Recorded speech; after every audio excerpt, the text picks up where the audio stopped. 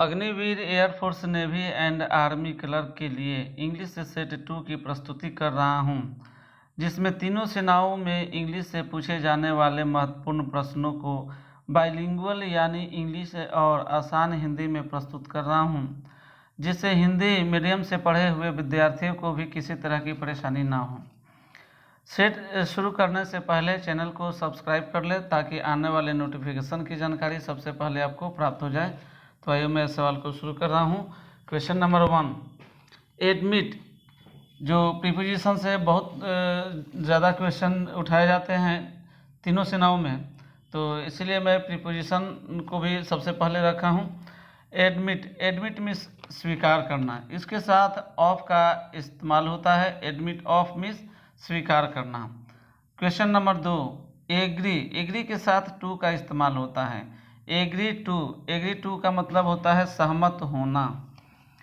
Question number 3, और एक होता है एग्री के साथ विद का भी इस्तेमाल होता है किसी भी पर्सन के साथ, और उसमें प्रोपोजल के अर्थ में होता है टू का इस्तेमाल, और किसी पर्सन के साथ अगर इस्तेमाल करें तो उसके साथ जो है विद का इस्तेमाल होता है। एग्री विद दोनों का मतलब सहमत होना ही होता है। और क्वेश्चन नंबर 4, एग्री का भी मतलब सहमत होना, उसके साथ ऑन का भी इस्तेमाल होता है। किसी भी मैटर से संबंधित चीज़ों में जो है ऑन का इस्तेमाल करते हैं। एग्री ऑन, एग्री विद और एग्री टू, 3 इस्तेमाल होता है। तीनों का जो है फ़र्क है। एक जो है प्रोपोजल के अर्थ में होता है, दूसरा किसी आदमी के साथ इस्तेमाल होता है, और तीसरा किसी मैटर के साथ जो है ऑन और ए दोनों इस्तेमाल होता है। क्वेश्चन नंबर 5, अराइव मीन्स पहुंचना, इसके साथ जो है एट का इस्तेमाल होता है। अराइव एट, ये प्रीपोजिशन से संबंधित। अब उसके बाद ह्यूमनिज्म से भी क्वेश्चन आते हैं। ह्यूमनिज्म में छठे नंबर क्वेश्चन नंबर 6, एक्सेप्ट का मतलब टू टेक यानी स्वीकार करना, और एक्सेप्ट मीन्स होता है लिविंग आउट यानी बजाय। क्वेश्चन नंबर 7, अल्टर का मतलब होता है चेंज यानी बदलना, और एक अल्टर का मतलब होता है प्लेस ऑफ ऑफरिंग यानी वेदी। क्वेश्चन नंबर 8, एंटिक का मतलब ओड या स्ट्रेंज, जिसको आप परिचित बोलते हैं, और एक एंटिक मीन्स होता है एंशियंट यानी प्राचीन। क्वेश्चन नंबर 9, ऐसे मीन्स अटेम्प्ट यानी प्रयास, और ऐसे ए पीस ऑफ कंपोजिशन, इसका मतलब होता है निबंध। क्वेश्चन नंबर 10, ऑलरेडी यानी ऑल आर रेडी, सभी तैयार। उसके बाद ऑलरेडी यानी ईयरलियर, पूर्व में। उसके बाद वन वर्ड सब्स्टिट्यूशन से भी क्वेश्चन रहते हैं, तो वन वर्ड सब्स्टिट्यूशन को भी सेट किया गया है।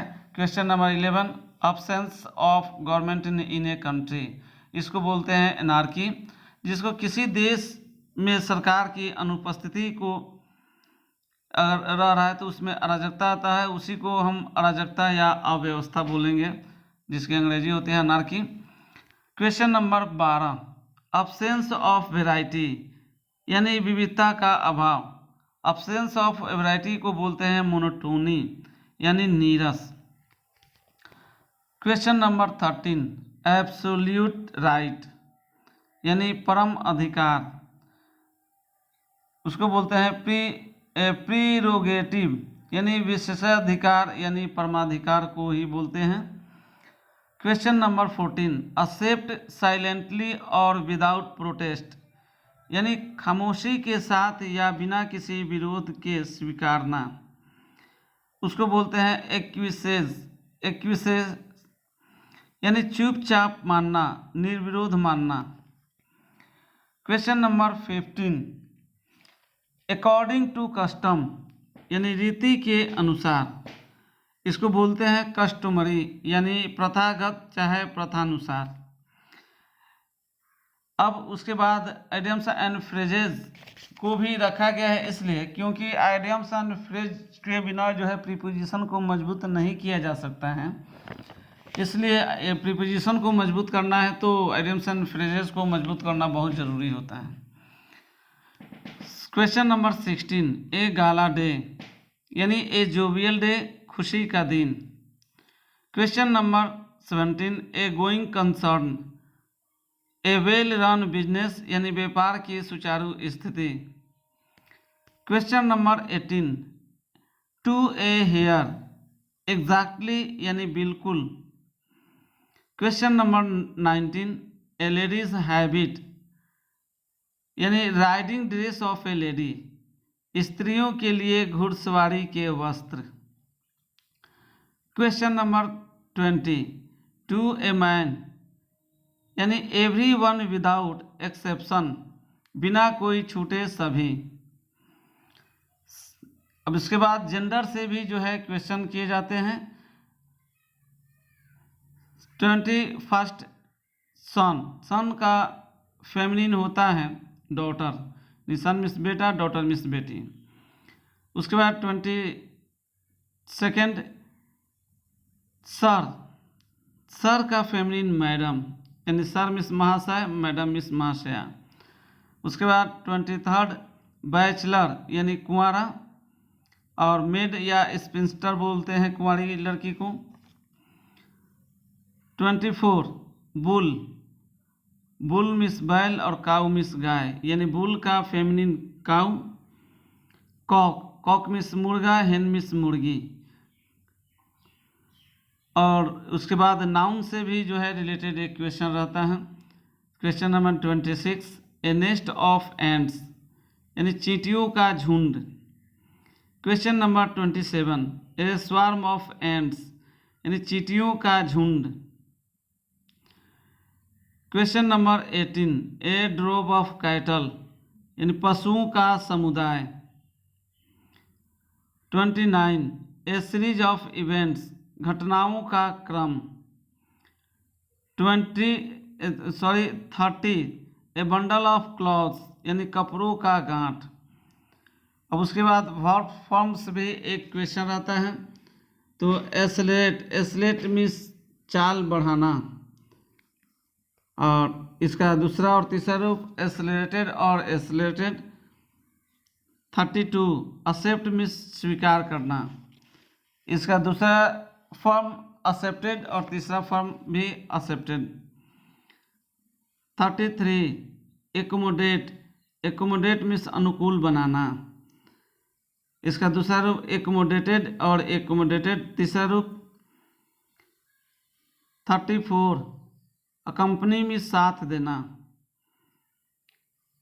तो इसका दूसरा फॉर्म एकम्पनीड और तीसरा फॉर्म एकम्पनीड। 35, एक्यूज मीन्स अभियोग लगाना, दूसरा फॉर्म एक्यूज्ड और तीसरा फॉर्म भी एक्यूज्ड। उसके बाद एंटोनिज्म और सिनोनिम से भी क्वेश्चन पूछे जाते हैं, उसको भी सेट किया गया है। क्वेश्चन नंबर 36, अब्रप्ट मीन्स अचानक, इसका सिनोनिम होता है सडन चाहे स्टीप, और इसका एंटोनिज्म होता है ग्रेजुअल यानी लगातार। क्वेश्चन नंबर 37, एब्सॉल्व मीन्स बरी करना, इसका सिनोनिम होता है एक्विट, और एंटोनिज्म होता है एक्यूज चाहे पनिश, सजा देना।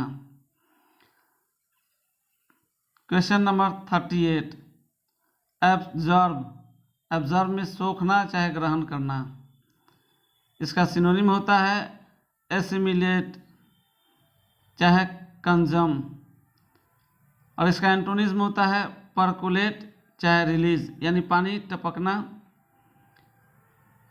क्वेश्चन नंबर 39, एब्जॉर्बेंट यानी अवशोषक, और इसका सिनोनिम हो गया सकिंग चाहे सकर, और इसका एंटोनिज्म हो गया रिलीजिंग यानी मुक्त। और इसके बाद क्वेश्चन नंबर 40, एब्जॉर्बिंग यानी दिलचस्प, इसका सिनोनिम हो गया अम्यूजिंग, और एंटोनिज्म हो गया बोरिंग उबाऊ।